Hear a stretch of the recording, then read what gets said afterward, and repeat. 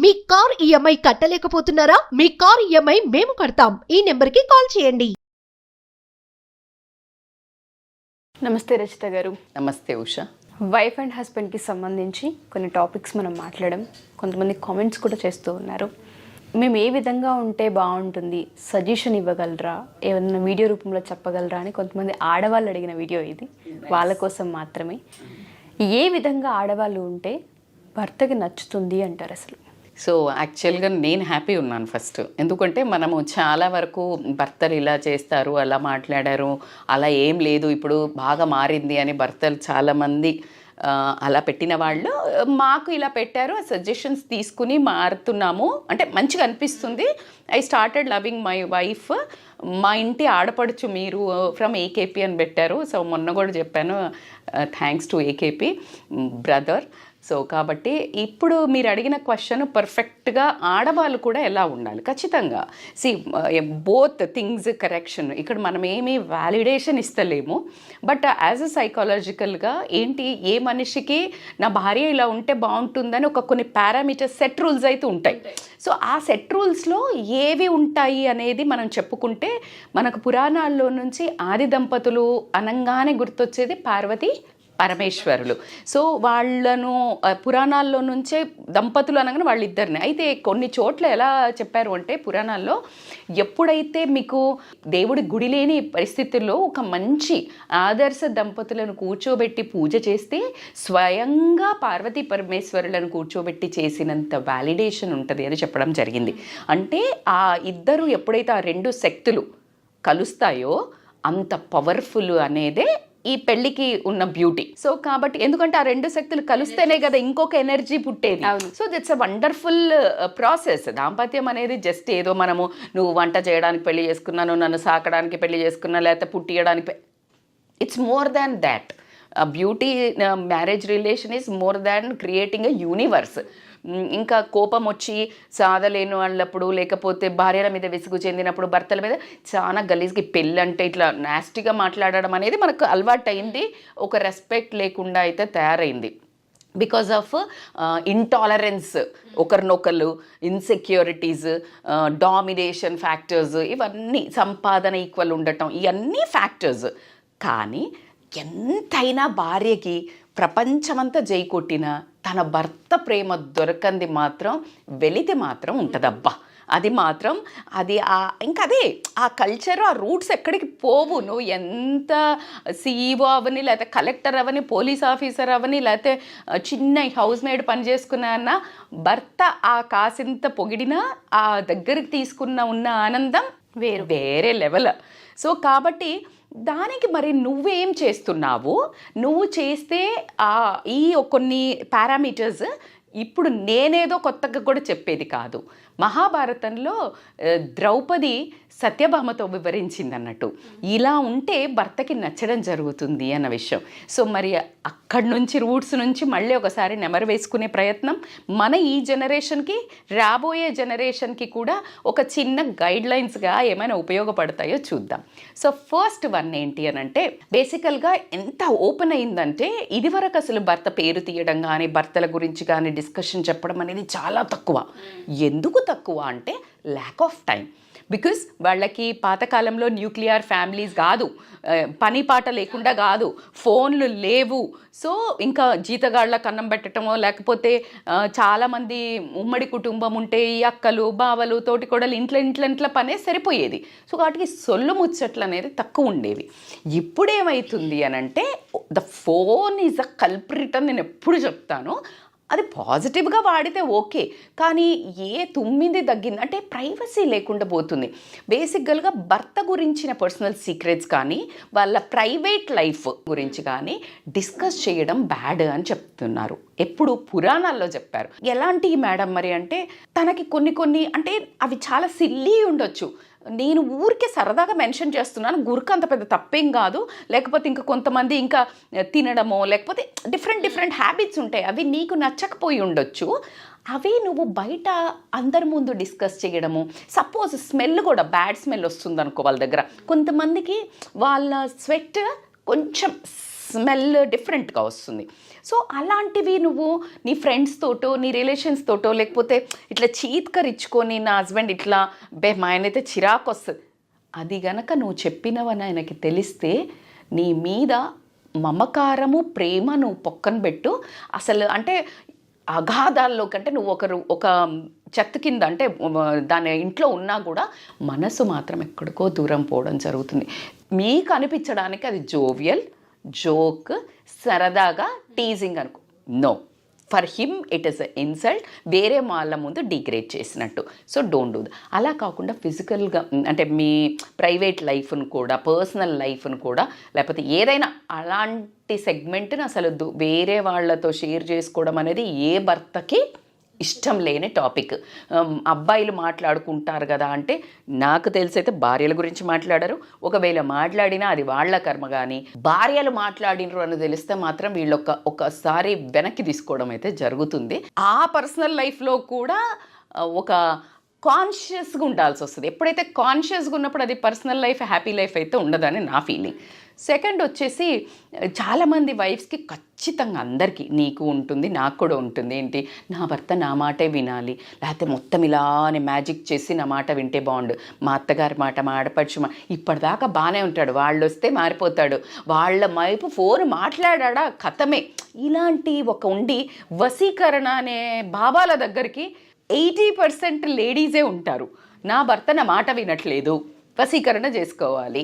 So అది ఉత్తమ మూర్ఖత్వం. వశీకరణలతో భర్త నీ చేతికి వస్తే అందరు భర్తలు ఈ పాటికి డుడు అనుకుంటూ ఉండేవాళ్ళు. అలా ఏమీ జరగదు, మూర్ఖత్వం. నీ బిహేవియర్తో నీ వశీకరణలోకి వస్తారు. సో ఇంకొకటి గయ్యాలితనంతో కానీ, అంటే గట్టిగా అరవడము, గర్వంతో కానీ ఇలాంటి వాటితోటి మాత్రం భర్తను ఆధీనంలోకి తెచ్చుకుంటాం అనుకోవడం అయితే చచ్చేంత మూర్ఖత్వము. అంటే ఒకవేళ డబ్బున్న అమ్మాయి వచ్చిందనుకోండి, లేకపోతే ఎడ్యుకేషన్ బాగుంది, లేకపోతే అందం బాగుంది, దాని ఏ పరిధినైనా తీసుకుని if you try to dominate him, ఈ మూడిట్లలో అది తనని ఎప్పుడూ మానసికంగా దెబ్బతీసి నీ ముందు ఎప్పుడు భర్త ఇలా ఉంటే బాగుంటుందా, ఇలా ఉంటే బాగుంటుందా, ఉషని స్ట్రాంగ్గా ఉంటేనే బాగుంటుంది. ఏ భార్యకైనా నాకు తెలిసి అయితే అదే ఎనీబడి. సో అలా ఉండాలి అంటే నీ ప్రవర్తన, నువ్వు అలా చేసినట్టయితే గనక వాళ్ళకి చాలా చాలా దూరం అయిపోతావు మానసికంగా.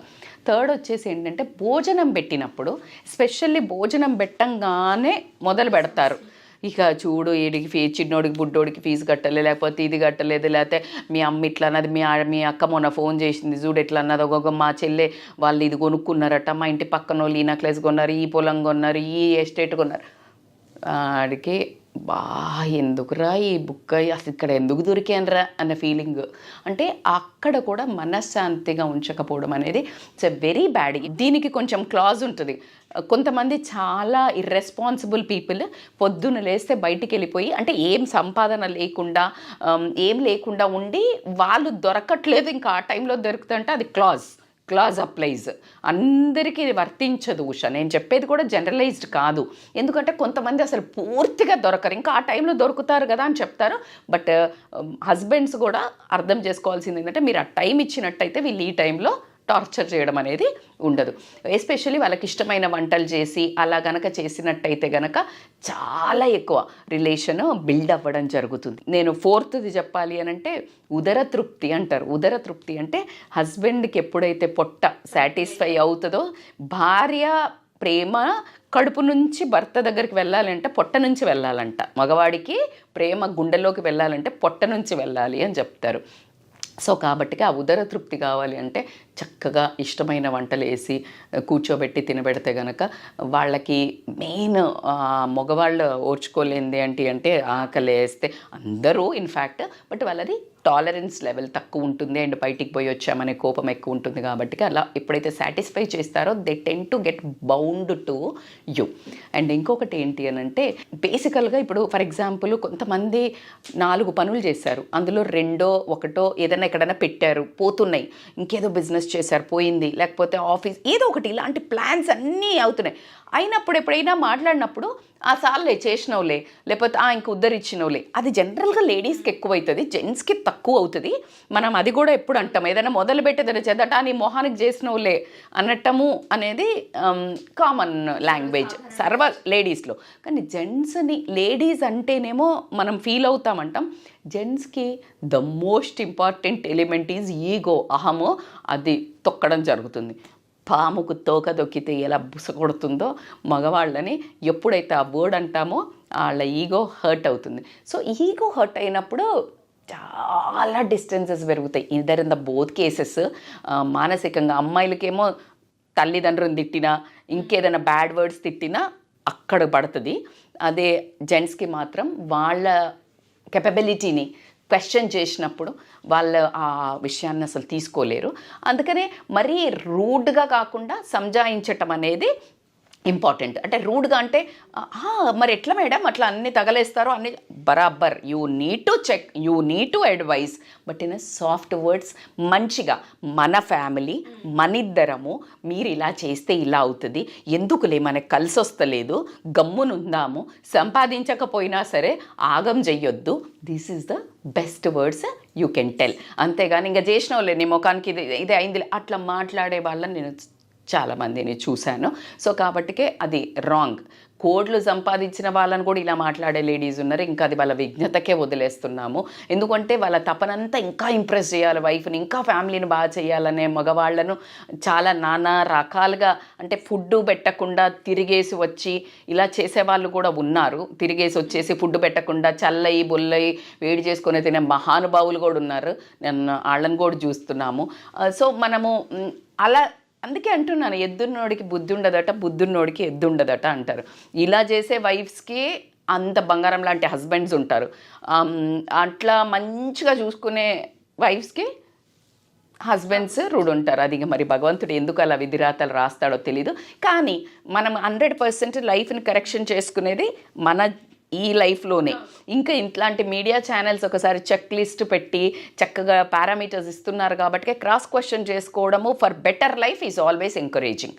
ద మోస్ట్ ఇంపార్టెంట్ ఏంటి అని అంటే డ్రెస్సింగ్ అనగానే ఆడవాళ్ళకి భలే ఉన్నారు మేడం, మీరు కూడా ఎలా చెప్తారు, మీలాగా బాగా టిప్ టాప్గా తయారై ఎలా కూర్చొని చేస్తూ అంటారు. అలా కాదు. బేసిక్గా మినిమం రిక్వైర్మెంట్ స్టూడియో మేకప్ వేసుకోనో లేకపోతే మంచి మంచి బట్టలు వేసుకొని ఉండమంటే మీడియంగా. మరి అంటే సమ్టైమ్స్ నాకు కూడా కంప్లైంట్స్ ఉంటాయి ఏంటంటే ఇట్లా ఎప్పటియో మనం ఆ పాత బట్టలు వేసుకొని, అంటే మనకు ఫీల్ గుడ్ ఫ్యాక్టర్, మెత్త వేసుకుంటే హాయిగా ఉంటుంది అని అనుకుని జనరల్గా వేసుకుంటూ ఉంటాము. బట్ నువ్వు ఫస్ట్ పెళ్ళి చేసుకున్నప్పుడు, ఇంకా ప్రేమించి పెళ్ళి చేసుకుంటే ప్రేమించేటప్పుడు ఎంత ఇంట్రెస్టింగ్గా తయారయ్యి ఎంత హస్బెండ్ అటెన్షన్ కోసం నువ్వు తాపత్రయపడ్డావో, యాజ్ ఇయర్స్ గో అంతకు డబుల్ తాపత్రయపడాలి. నీ హస్బెండ్ నిన్నే పొగడాలి, నీ హస్బెండ్ నీ అటెన్షన్లోనే ఉండాలి, నీ హస్బెండ్ వేరే అసలు ఎవరిని చూడకూడదు, అంటే వేరే వాళ్ళ అన్నప్పుడు మరి నువ్వు ఎంత మేనకలా ఉండాలి, అవునా కాదా? నువ్వు అదే ఎగ్జాక్ట్గా పెళ్ళికి ముందు దాకున్నది మొత్తం పోతుంది. పెళ్ళి తర్వాత జీరో డ్రెస్సింగ్. అంటే పెళ్ళైపోయిందిగా అందరు వైఫ్స్ చెప్పేది ఏంటి అని అంటే ఈ మంచి తయారవచ్చు కదా, అంటే ఇంకెవడు నన్ను అంటే ఇంకెవడో చూడ్డానికి ఎందుకు తయారవుతాం? అది వెరీ అట్టర్లీ రాంగ్ వర్డ్. ఎవరో చూడ్డానికి రెడీగా, అట్లీస్ట్ నాకు ఇంకొక వర్డ్ నా కోసం నేను రెడీ అవుతా అనడం బెటర్. కానీ ఇంకెవరు చూడరు కదా అంటే ఎవరి కోసం కాదు కదా మనం తయారయ్యేది. ఒకటి self validation, self love, self importance ఒకటి. సెకండ్, నీ ఇంట్లో నీ ప్రేమ, తన ప్రేమ నువ్వు కోరుకుంటున్నావు కాబట్టి ఖచ్చితంగా you should be good in dressing. మీడియంగా ఒక మంచిగా తను వచ్చే వరకు ఒక ఫ్రెష్ లుక్గా అమ్మయ్య అనిపించాలి. నేను చూడగానే అబ్బా అనిపించకూడదు. సో కాబట్టికే ఈ పారామీటర్స్ ఎప్పుడైతే అలా మళ్ళీ తన భర్త మీద ఎవరైనా జోక్స్ వేసినా వేరే వాళ్ళు నవ్వినా ఏమనిపించదు, కానీ ఒక వెకిలిగా నవ్వుతారు కొంతమంది లేడీస్. ఆ నవ్వు కూడా చాలా పెయిన్ఫుల్గా ఉంటుంది. ఇట్ ఈస్ నాట్, మనం ఆ టైంలో ఏమన్నా నువ్వు నవ్వుతా, అబ్బాయిలు కూడా చేస్తారు ఇది ఎగతాళి చేయటం అయ్యి. కానీ భర్తను ఒక రకమైన స్టేజ్లో చూడాలని అనుకునేదే మన బాధ్యత, మన సర్కమ్స్టాన్సెస్, అంటే మన కల్చర్. భర్త అంటే ఇలా భర్తను వ్యంగ్యంగా మాట్లాడినా, ఎగతాళిగా మాట్లాడినా సొసైటీ తీసుకోదు, భర్త తీసుకోడు, ఒక రకంగా నిజంగా నీకు లోపల బయటకు వచ్చి అనుకుండా ఉండాల్సిందే అనుకునే వ్యక్తులు కూడా చాలామంది ఉంటారు, అమ్మాయిలు, ఇది నోటి దూలకి అనేసిన తర్వాత. సో ఒక రకమైన నేను ఒక గ్రూప్ గ్యాదరింగ్లో ఉన్నప్పుడు హస్బెండ్ ఇట్లా చాలా చీప్గా మాట్లాడుతుంటారు. మాట్లాడినప్పుడు వాళ్ళ మొహం ఇంత చిన్నగా అయిపోయిద్ది తెలుసా, పవర్ఫుల్ ప్లేస్లో ఉంటారు. నాకు ఎంత బాధ వేస్తుందో, how they can talk this much rude అనిపిస్తుంది. సో కాబట్టికే ఈ క్రాస్ చెక్ చేసుకోండి అబ్బా. నువ్వు ఏమనుకున్నా విడదీయలేని బంధం, వదులుకోలేని బంధం, భరించే బదులు చక్కగా కొంచెం కరెక్షన్స్ చేసుకొని ఈ 92.7 92.5 93.5 ఉంటాయి కదా, ఆ 4 దగ్గర ఉన్నారనుకో, కొంచెం ట్యూనింగ్ చేసుకుంటే బ్యూటిఫుల్ శ్రవణానందంగా ఒక బ్యూటిఫుల్ సాంగ్ వచ్చినట్టు నీ జీవితం కూడా అత్యద్భుతంగా ఉంటుంది. సో ఈ చెక్ లిస్ట్ చేసుకొని మళ్ళీ ఇంకెవరైనా ఇలాగ మంచి మెసేజెస్ యూస్ఫుల్ అయ్యాయి ఇంకా దీని మీద చెయ్యమని అడిగితే కనుక we will do our research and will do give the best.